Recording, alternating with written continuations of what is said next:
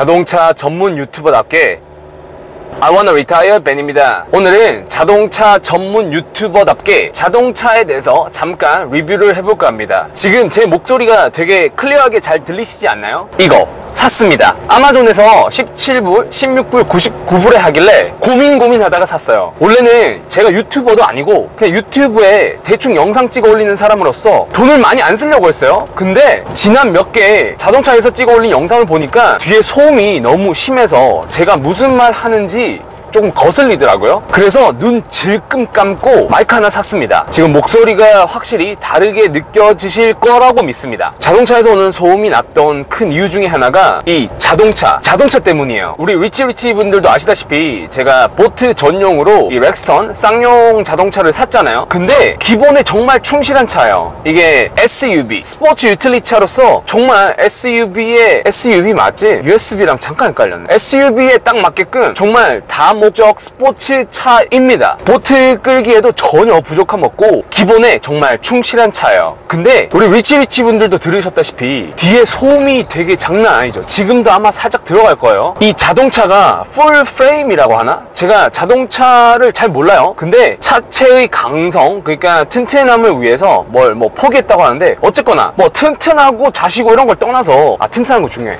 기본 중에 기본이니까. 어쨌거나 소음을 어떻게 잡아줬어야 될 거 아니에요. 근데 이 소음이 제가 되게 예민한 사람이거든요. 그래서 그런지 더 느껴져. 이 진동이, 이 잔진동이 내 엉덩이로 다 들어와요. 이 자동차를 2시간 이상 넘게 타본 적은 없어요. 그래서 그 피로함은 잘 모르겠지만은 2시간 이상 타면은 왠지 피로할 것 같은 느낌적인 느낌.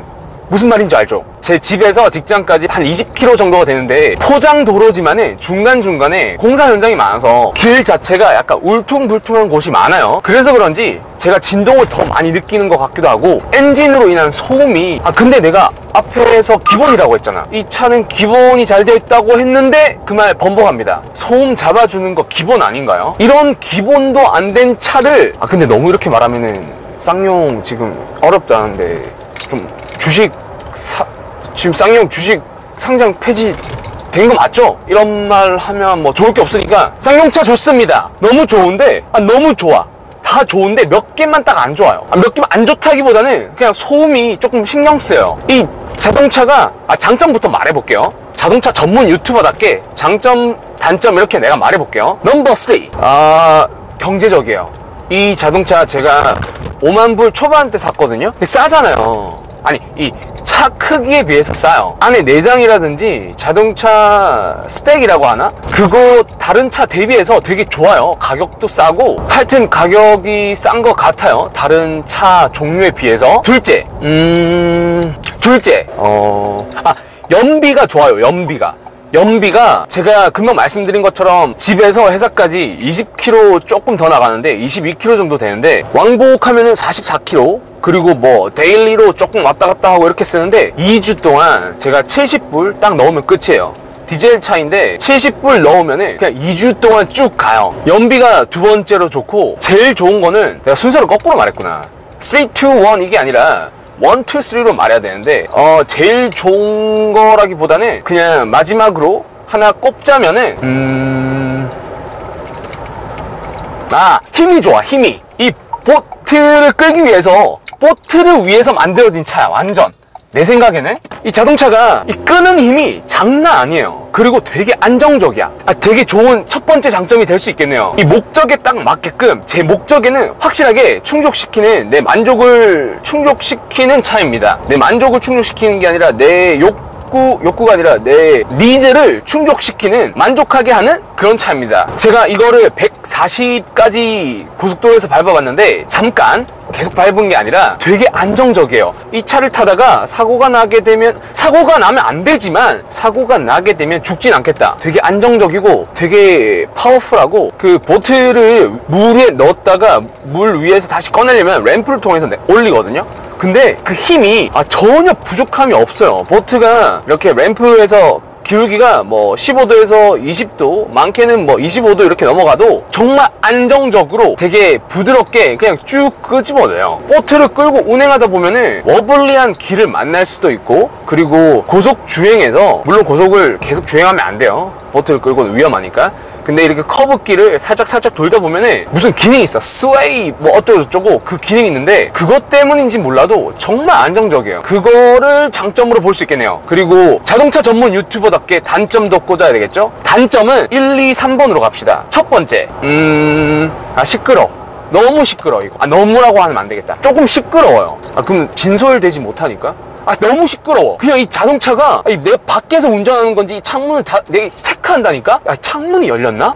어디서 여보 창문 좀 닫아줄래? 내가 이런다니까요. 좀 오버했어요. 오버했는데 쌍용차 어렵다니까. 내가 좀 뭐 재미를 위해서 오버했는데 재미있는 건 아니지. 상장 폐지니까. 어쨌거나 첫 번째, 소음이 조금 심하다. 두 번째, 쌍용이다? 쌍용차가 쌍용인 게 단점이구나. 쌍용. 그래요. 뭐 어쨌거나 세 번째는 없어요. 좋아요. 단점보다 장점이 많은 차입니다.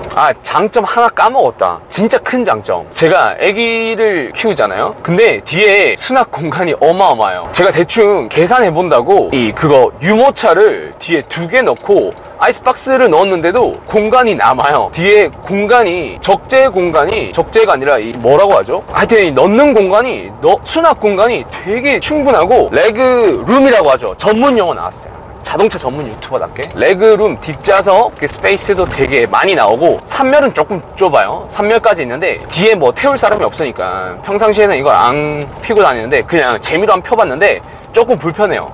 3열에는 그냥 내가 A to B까지 그냥 가겠다 그런 목적이지 편안함을 목적으로 3열에 타는 건 아니에요. 그냥 A to B 사람이 뭐 너무 많다. 근데 태워야 된다. 어쩔 수 없이 이 차에 태워야 된다. 그러면은 이 3열을 피는 게 맞아요. 어쨌거나 자동차가 수납 공간이 되게 많고 장점이 단점보다 훨씬 많은 차인 건 맞습니다. 다만 소음. 내가 무슨 이야기 하다가 마이크. 내가 마이크 샀잖아요. 지금 이 목소리가 잘 들어가고 클리어 할 거라는 믿음이 되게 많아. 그래서 한번 봅시다. 집에 가서 편집할 때 보면 알겠죠? 그리고 영상 올리면 훨씬 더 클리어하게 들릴 거라고 믿어. 그래서 앞으로는 출근길 아니면 퇴근길에 이렇게 간단하게 조잘하는 영상을 많이 올릴까 합니다. 집에서는 이렇게 하기가 좀 어려워요. 왜냐면은 집에서 이렇게 앉아서 세팅을 하고 영상을 찍으려고 하면 우리 율리아가 울거나 밥을 달라고 해. 그러면은 내가 이 집중을 못해요. 근데 출근길 퇴근길은 온전히 차 공간에서 나만의 시간이잖아요. 그래서 이렇게 편하게 영상을 찍을 수도 있고 내가 이렇게 막 호들갑 떨고 주접을 떨어도 눈치 보지를 않아. 한 번씩 내가 영상 집에서 찍을 때면은 율리아가 옆에서 빤히 날 쳐다보면은 내가 좀 민망해요. 나 유튜버도 아닌데 그래. 유튜버가 아니라서 그런가? 어쨌거나 오늘은 뭐 이것저것 조잘 자동차 전문 유튜버답게 자동차에 대해서 이야기해봤습니다. 그리고 코로나 때문에 너무 바빠요. 정말 짜증나게끔 이거에 대해서 할 말이 많은데 이거는 내일 한번 이야기해볼까 고민해보겠습니다. 시간이 되면은 하고 시간이 아니라 내가 하고 싶으면 하고 안 하고 싶으면 안 하고. 그럼 바이.